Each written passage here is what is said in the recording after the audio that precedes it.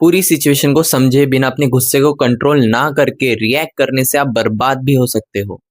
एक छोटी सी कहानी सुनो। हाँ, एक अम्बरीश नाम के राजा थे। वो भगवान कृष्ण के बहुत बड़े भक्त थे। एक दिन की बात है, दुर्वासा मुनि राजा अम्बरीश के पास जाते हैं और उनसे खाना मांगते हैं।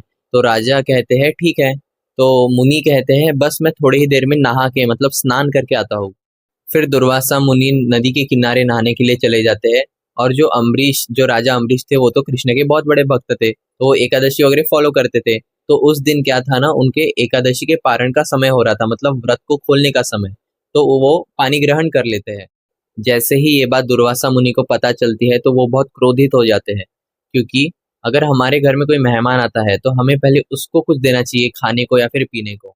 फिर दुर्वासा मुनि राजा अम्बरीश को श्राप दे देते हैं और अपने जटाओं में से एक बाल निकालते हैं और उसका एक राक्षस बना देते हैं और राजा अम्बरीश को मार डालने के लिए कहते हैं। जैसे कि राजा अम्बरीश ने कुछ भी चीज गलत नहीं किया रहता, वो तो सिर्फ एकादशी का पालन कर रहे थे। तो भगवान विष्णु ने अपना सुदर्शन चक्र भेजा और उस राक्षस को मार डाला। फिर भगवान का सुदर्शन चक्र दुर्वासा मुनि के पीछे ही पड़ गया। दुर्वासा मुनि अपनी जान बचाकर ब्रह्मा जी के पास गए। ब्रह्मा जी ने उनको मदद करने से मना कर दिया।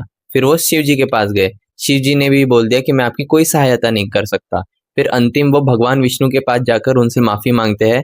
फिर भगवान विष्णु उनसे कहते हैं कि मुझसे माफी मत मांगो, माफी मांगना है तो राजा अम्बरीश से जाकर माफी मांगो। फिर एकदम लास्ट में दुर्वासा मुनि राजा अम्बरीश से जाकर माफी मांगते हैं। तब भगवान विष्णु अपना सुदर्शन चक्र वापस लेते हैं। इससे हम ये समझ सकते हैं कि दुर्वासा मुनि ने राजा अम्बरीश को समझा ही नहीं कि वो तो सिर्फ एकादशी का पालन कर रहे थे और गुस्से में आके श्राप दे दिया। इस कहानी से हम ये जान सकते हैं कि गुस्सा किए बिना सबसे पहले उस पूरी सिचुएशन को हमें जान लेना चाहिए, फिर हमें रिएक्ट करना चाहिए। So thank you. Hare Krishna.